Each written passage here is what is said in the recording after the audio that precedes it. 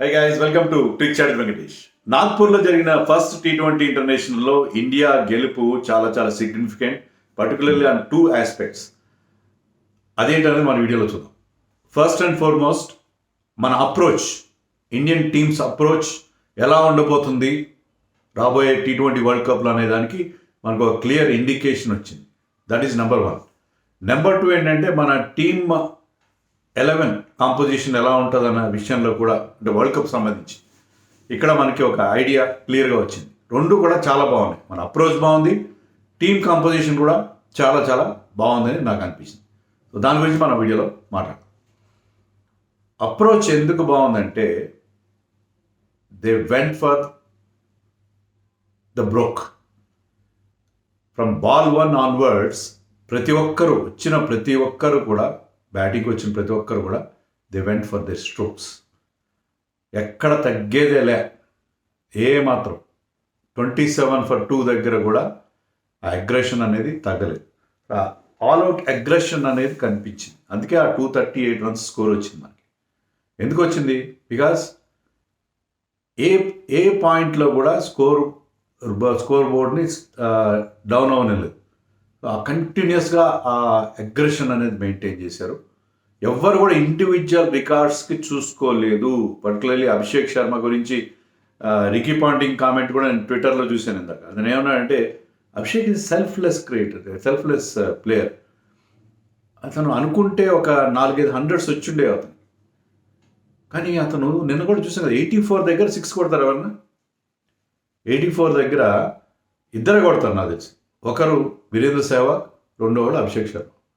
వీరేంద్ర సెహ్వాగ్ అనేక సంది టెస్ట్ మ్యాచ్లో కూడా ఈవెన్ అతను 300 కొట్టేటప్పుడు 6 కొట్టి 106తో కొడతాడు. 100 కొట్టి 6 సెలబ్రేట్ చేస్తాడు. 200, 300 అన్ని 6లు కొడతాడు. అతను ఒక్కడ అంత మ్యాడ్నెస్, అంత ఫియర్లెస్నెస్ ఉండేది సెహ్వాగ్. తర్వాత ఇప్పుడు అభిషేక్ శర్మ తెలుస్తుంది. సెంచరీ కోసం, రికార్డు కోసం చూసుకోలేదు. ఈ వాంటెడ్ టు హిట్ 6. కొంచెం అది మిస్ టైం అయింది, బౌండరీ లేని దగ్గర క్యాచ్ వెళ్ళిపోయింది. సో అతను మామూలుగా 84 దగ్గర ఏం చేస్తారు ప్లేయర్స్? కాస్త సింగిల్స్ తీసుకున్నాం, లేకపోతే బౌండరీ, అంటే బాల్ని గాల్లోకి లేపకుండా చాలా వరకు, ఎందుకంటే రిస్కీ షాట్, అది రిస్క్ కదా. ఆ రిస్క్ లేకుండా సెంచరీ అయిపోయింది. సెంచరీ అయిన తర్వాత చూద్దాంలే అనుకుంటారు. కానీ అభిషేక్ ఎక్కడ, హీఈస్ అ ఫియర్లెస్ ప్లేయర్. ఫియర్లెస్ హిట్టింగ్ ఉంది అతను. అలాగే సెల్ఫ్లెస్గా కూడా ఉన్నాడు. సెల్ఫ్లెస్గా పాయింటింగ్ చెప్పినట్టు అనుకుంటే ఇప్పుడు 200s 750s ఉన్నాయి అతను 34 matchesలో. ఇంకా ఎక్కువ స్కోర్స్ వచ్చిండే అతను కానీ టీం కోసం ఆడతాడు.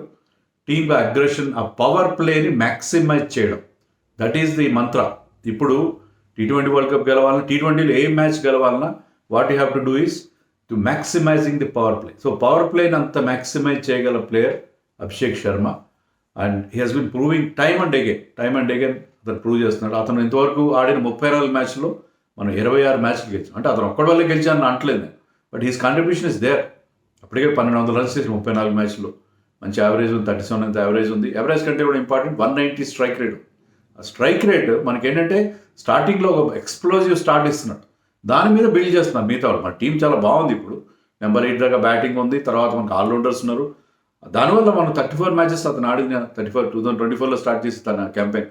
సో అతను ఆడిన 34 matchలు మనం 26 matches గెలిచామంటే not exclusively because of him, but అతని కాంట్రిబ్యూషన్ చాలా చాలా ఉంది. And the kind of explosive starts that is giving with 190 strike rate. 34 matches తర్వాత 190 స్ట్రైక్ రేట్ మెయింటైన్ చేయడం అంటే ఆషామాషి విషయం కాదు.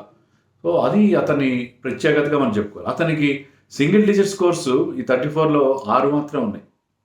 ఒకటి డిడ్ నాట్ బ్యాట్ ఉంది. సో మిగతా అన్ని సందర్భాల్లో, అంటే 7 పోతే మిగతా ఎంత నా లెక్క ప్రకారం 29 times he scored more than, he got in double figures. Most of the time 20s చేశాడు, 30s చేశాడు. నేను చెప్పినట్టుగా అతనికి ఆల్రెడీ 750s ఉన్నాయి, 200s ఉన్నాయి. ఈ ఫార్మాట్లో ఒక ఫినామినల్గా మారాడు. ఈ వరల్డ్ కప్లో మిగతా టీమ్స్ అందరూ కూడా అభిషేక్ శర్మ ఎలా అవుట్ చేయాలి, మ్యాచ్అప్స్ కోసం చూస్తారు. So Abhishek Sharma is become the star and the most dangerous player in this world cup అని మనకు అనిపిస్తుంది డెఫినెట్గా.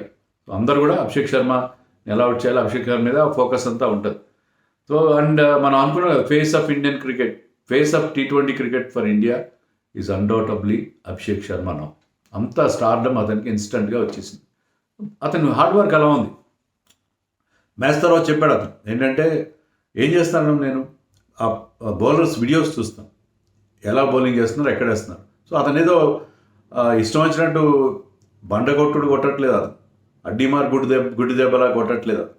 ఈ చూసింగ్ ఈ స్పాట్, ఎక్కడ కొట్టాలి, ఎలా కొట్టాలి అనేది అతను ఆ బౌలర్స్ ఎక్కడ బాల్ వేస్తున్నారు వాళ్ళ వీడియోస్ చూసి దాన్ని బట్టి అతను బ్రహ్మాండంగా హోంవర్క్ చేసి ప్రిపేర్ వచ్చి ఆడుతున్నాడు. రేంజ్ హీటింగ్ చేస్తామని అడిగాడు హర్ష భోగ్లే మ్యాచ్ తర్వాత. నో రేంజ్ హీటింగ్ చేయను నేను, ఎందుకంటే నా దగ్గర అంత పవర్ లేదు, ఐ డిపెండ్ ఆన్ టైమింగ్. ఆ టైమింగ్తోనే అతను ఆ సిక్స్లు కొడతాడు, టైమింగ్ యూజ్ చేస్తాడు, స్టెప్ అవుట్ అవుతాడు.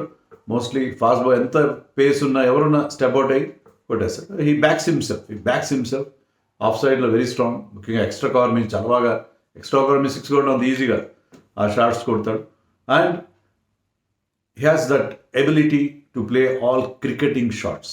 మీరు చూడండి, అతను ల్యాప్ షాట్స్, రివర్స్ స్వీప్స్ ఇవేం కొట్టాడు, అతను ఆల్ క్రికెటింగ్ షాట్స్ కొడుతూ ఎలగెంట్గా కొడుతూ ఆ బ్యూటిఫుల్ బ్యాక్ స్వింగ్తో అతను యువరాజ్ సింగ్ని గుర్తు చేస్తూ, కోర్స్ యువరాజ్ సింగ్ శిష్యుడు అతను ఆడే గేమ్ నిజంగా very very attractive and also very very effective. Match ముందు బాల్ని అంటే ఆ ball citing of the ball చాలా ఇంపార్టెంట్. ఒక చేతి నుంచి బాల్ని చూస్తూ అతను చేస్తున్న ఎక్సర్సైజ్ కూడా బాగా పనిచేస్తుంది. మేబీ యంగ్ బ్యాటర్స్ ఎవరైనా ఉంటే అది కూడా మీరు కూడా చేస్తే బాగుంటుంది. ఎవరైతే మ్యాచ్కి ముందు అంటే వాచింగ్ ద బాల్ కంటిన్యూస్లీ. కీపర్స్ని ఎందుకు ఓపెనింగ్ చేస్తారు, చాలా వరకు కీపర్స్ ఎందుకు opening, because they have that ball sense. Ball ఎప్పుడు వాళ్ళ దృష్టి అంతా బాల్ మీద ఉంటుంది. సో వాళ్ళు ఓపెన్ చేస్తే ఏంటంటే బాల్ని ఫాలో అవుతారు, ట్రాక్ చేస్తారు, బాల్ని ట్రాక్ చేయడం వాళ్ళు కరెక్ట్ తెలుసు. So Abhishek Sharma does his homework very well and is హిట్టింగ్లో there is method in his madness. డెఫినెట్గా there is definite method in his madness.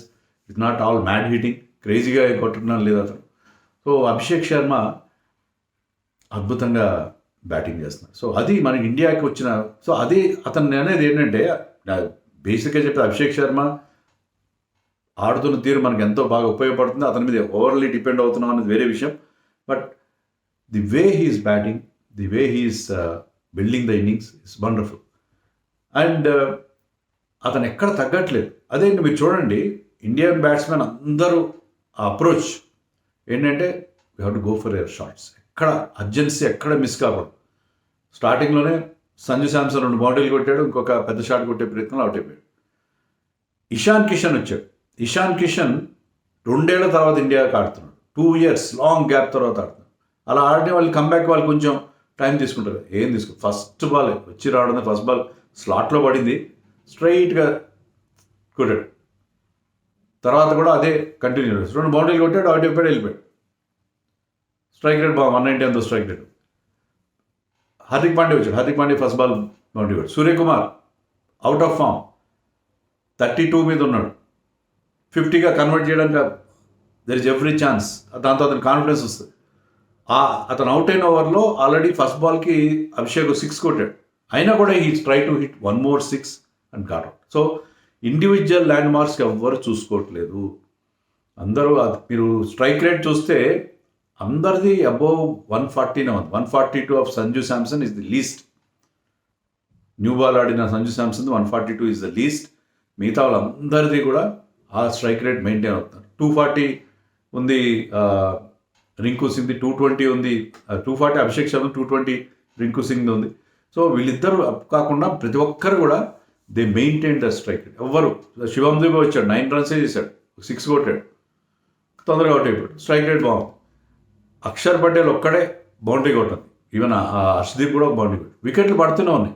But we have the depth in batting. 27 for 2 అయినా సరే hitting ఆగలేదు, చివరి దాకా అలాగే continue చేశారు. ఇండియాలో ఆడుతున్నారు కాబట్టి మోస్ట్లీ ఫ్లాట్ వికెట్స్ ఉంటాయి కాబట్టి ఇదే అప్రోచ్తో మన వాళ్ళు వెళ్తారనేది మనకు ఒక క్లియర్ కట్ అర్థమైంది. ఇదే అప్రోచ్తో వెళ్తారు, వికెట్లు పడుతున్నా సరే ఏమైనా సరే they go for they shots, they go hell for leather. So అదే రకమైన అప్రోచ్తో వెళ్తారు అనేది మనకి చాలా స్పష్టం. That is a good approach. Not all the time, కొన్నిసార్లు you have to play the situation. But ఇలాంటి పిచ్ల పైన where the outfield is very quick and pitch is also good for batting, we have to take this template. ఇదే టెంప్లెట్తో వెళ్తే బాగుంటుందని నాకు అనిపిస్తుంది. అలాగే మన 11 విషయానికి వస్తే కూడా 11 కూడా బాగుంది.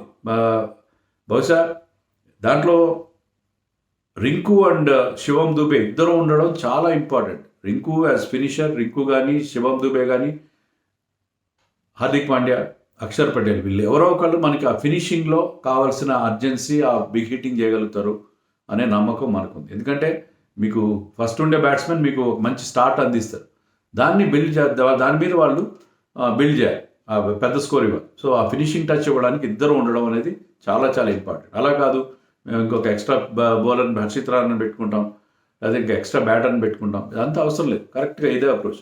అంటే తిలక్ వర్మ వచ్చిన తర్వాత కూడా మేము ఇషాన్ కిషన్ నిద్ర నడించుకుంటాం, శివం దుబే రింకుని ఒకరిని నడిస్తామంటే కరెక్ట్ కాదు. ఇదే ఇప్పుడున్న టీంలోనే ఇలాగే ఉండాలి. Ishan Kishan has to make way for Tilak Varma already centre of ఎక్సలెన్స్కి రిపోర్ట్ చేసినట్టు మనకి వార్తలు వస్తున్నాయి. సో అక్కడ అతను ఫిట్గా డిక్లేర్ చేస్తే లాస్ట్ త్రీ మ్యాచెస్ తర్వాత last 2 matches of this series ఆడే అవకాశం ఉంది. సో అతను వస్తే ఏంటంటే Tilak Varma will take his number 3 slot from Ishan Kishan. Same team ఉంటుంది.